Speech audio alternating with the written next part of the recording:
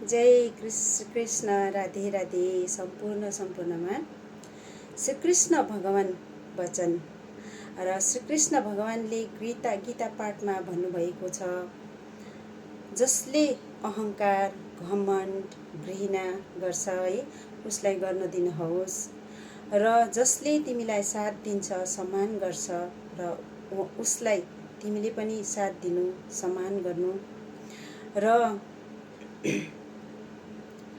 जसले तिमीलाई त्याग दिन्छ र तिमीले पनि उसलाई भुलिदिनु त्याग दिनु भन्नुभएको छ है।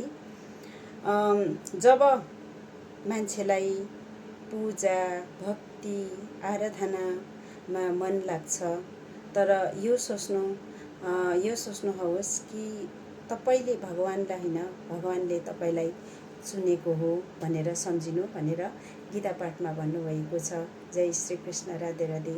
संसारमा सबैको कल्याण होस्।